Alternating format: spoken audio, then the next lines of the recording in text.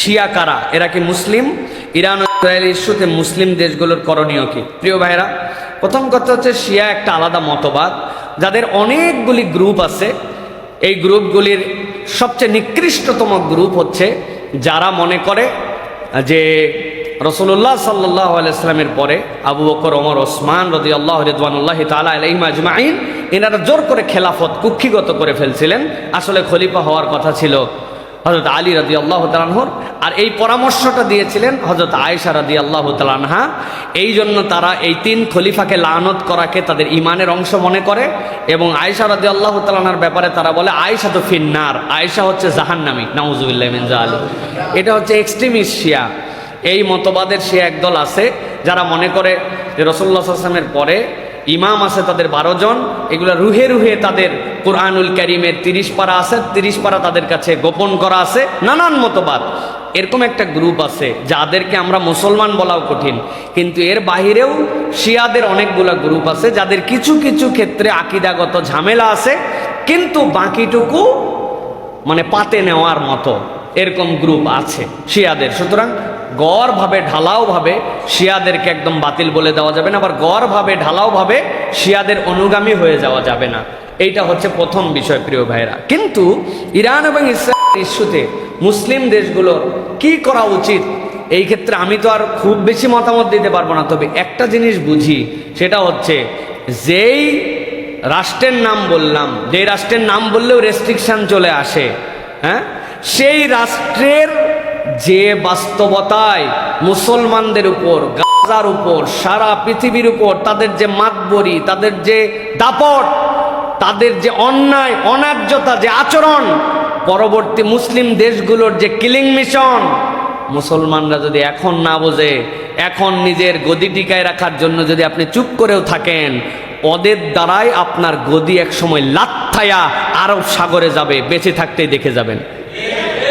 ওই জন্য এখনকার বাস্তবতায় আপনাকে অন্ততপক্ষে এই সমর্থনটা দিতে হবে এবং বিশ্বকে এইটা বোঝাতে হবে যে তারা অন্যায় করেছে।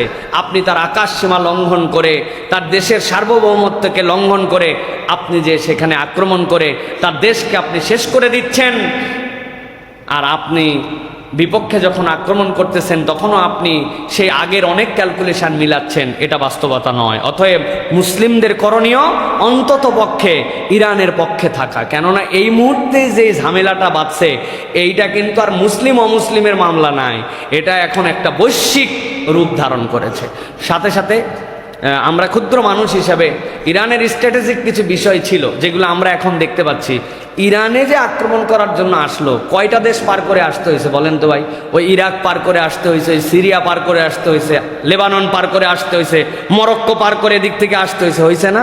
এই দেশগুলোর অশান্তি জিয়ায় রাখছে কে? ইরান ইচ্ছা করে জিয়ায় রাখছে।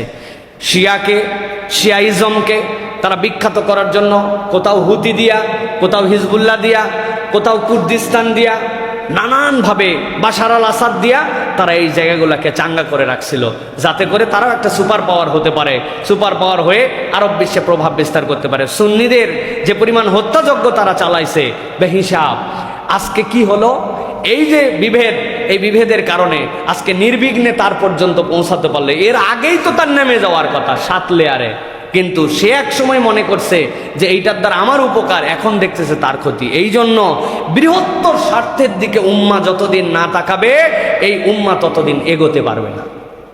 আমার সংক্ষিপ্ত বিশ্লেষণ এইটা প্রিয় ভাইরা। এই হিসাবে আল্লাহ রাব্বুল আমিন আমাদেরকে হেফাজত করুন। ইরান ও ইসরায়েলের যুদ্ধের কারণ কি?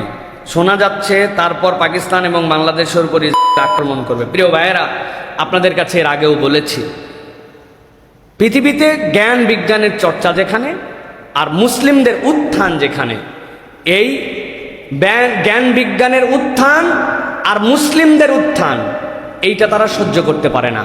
এখন মার হচ্ছে জ্ঞান টু জ্ঞানের মায়ের।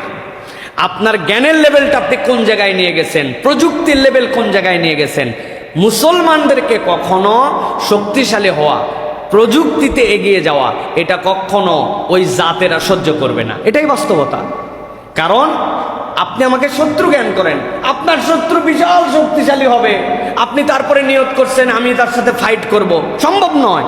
অতএব অঙ্কুরে তাদেরকে বিনাশ করে দাও, শেষ করে দাও।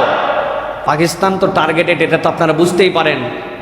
ওদের যে যুদ্ধ গাজার সাথে হচ্ছে, কার সৈনিকরা ওদের হয়ে এই গাজাবাসীকে মারছে জানেন? কত হাজার সৈনিক তাদের দিছে। কারা দিছে? হ্যাঁ, আমি আর মাইকে বললাম না, আপনারা বুঝে ফেলেন। তারা ঘোষণা দিছে যে এতগুলো সৈনিক তাদের হয়ে লড়েছে। তাহলে যাদের হয়ে তারা লড়ে তারা তাদের বন্ধু, তার পাশে একটা শত্রু রাষ্ট্র আছে, আপনার কি মনে হয় তাদেরকে এমনি ছেড়ে দিবে?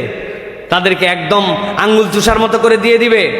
এমন কৌশলে, এমন প্যাচের মধ্যে, এমন ট্র্যাপের মধ্যে ফেলতে চায় যাতে ওদেরকে ব্যান করে দেওয়া যায়, ওইগুলো সব উইপন তাদের মালিকানায় নিয়ে যাওয়া যায়।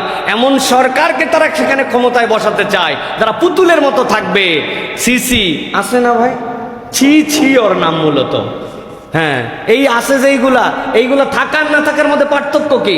এগুলা তাদের উইপন, এগুলো তাদের নিজস্ব। তোরাও চায় তো সেই তালিকায় যে বাংলাদেশ নাই। আমি তো বলেছি যে বাংলাদেশ পুরা বিশ্বের নজরে আছে। এই মুহূর্তে বাংলাদেশের যে যুবক শ্রেণী, যাদের বয়স 20 থেকে 35-এর মধ্যে, পুরা পৃথিবীর ইকুয়েশনে সবচেয়ে বেশি কর্মঠ মানুষ এখন আমাদের দেশে অবস্থান করতেছে। যারা সমসাময়িক পৃথিবীতে জনসংখ্যার বিচারে, তো এই মানুষের উত্থান, এই মানুষের এগিয়ে যাওয়া, এই মানুষের বিস্ফোরণ, আর কিছু না হোক মানবিক বিস্ফোরণ তো আছে। এই যে আমরা জনগণের যে শক্তি, এইটুকু তো আমাদের আছে। তো এইটাকেও তারা আমলে নেয়, হিসাব কিতাব করে। আল্লাহ রাব্বুল আমিন আমাদেরকে হেফাজত করুক, জ্ঞান বিজ্ঞান চর্চায় আমাদেরকে এগিয়ে যাওয়ার তৌফিক দান করুক। ভূ রাজনৈতিক যে চক্র, এইটা বোঝার মতো আমাদের যারা দায়িত্বশীল, আমাদের যারা ক্ষমতাশীল, তাদেরকে এইটা বোঝার মতো তৌফিক দান করুক। সান্দাবাজি মান্দাবাজির বাহিরে বড় জায়গাতে হাত দিয়ে কাজ করার মতো আল্লাহ তাদের যোগ্যতা বাড়ায় দেয়।